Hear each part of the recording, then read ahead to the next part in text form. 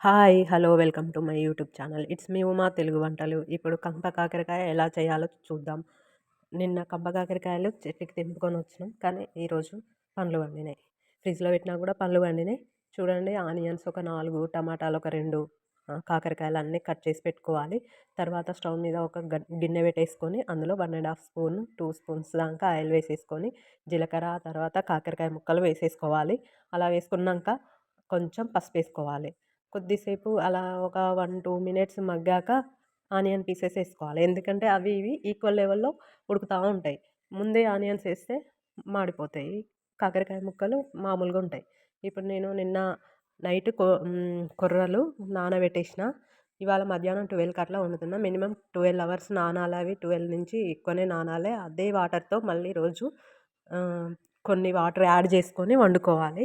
ఈ కాకరకాయ కూరకి అది చాలా మంచి కాంబినేషన్. సూపర్ టేస్టీగా ఉంటుంది. మేము ట్రై చేసాము, చాలా బాగా వచ్చింది. డయాబెటీస్ పేషెంట్స్కి అయితే ఇంకా బాగా వర్క్ అవుతుంది. ఆ తర్వాత ఆనియన్స్ వేసుకున్నాక కాస్త మగ్గాక మళ్ళీ టమాటాలు కట్ చేసి పెట్టుకున్న టమాటాలు, కొంచెం ఆ టమాటా మందం ఉంటుంది కదా ఇప్పుడు వచ్చే టమాటా, అందుకే సాల్ట్ వేసి కాసేపు ఉడికించుకోవాలి. కొర్రలన్నం కూడా అక్కడ రెడీ అయిపోతున్నది.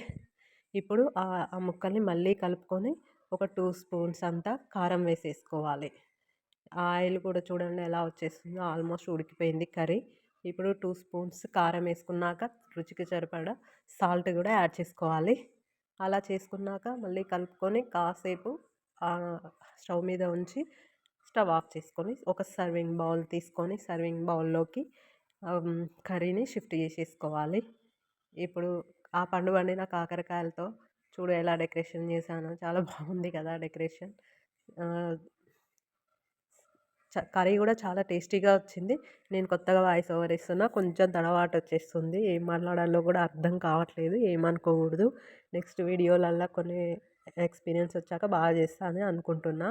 ఇప్పుడు ఆ కాకరకాయ కూరని కొర్రలన్నంలో కలుపుకొని తినేసేయాలి. చూడు ఉంటుంది సూపర్ టేస్ట్ అండి. నేను ట్రై చేసా, నేను తినేసా, చాలా బాగుంది టేస్ట్. అన్నీ కరెక్ట్ సరిపోయినాయి. మంచి డయాబెటీస్కి ఇది చాలా మంచి ఫుడ్. డయాబెటీస్ పేషెంట్స్ ఉంటారు కదా, వాళ్ళకి ఇది సూపర్గా తినొచ్చు. Please subscribe my channel.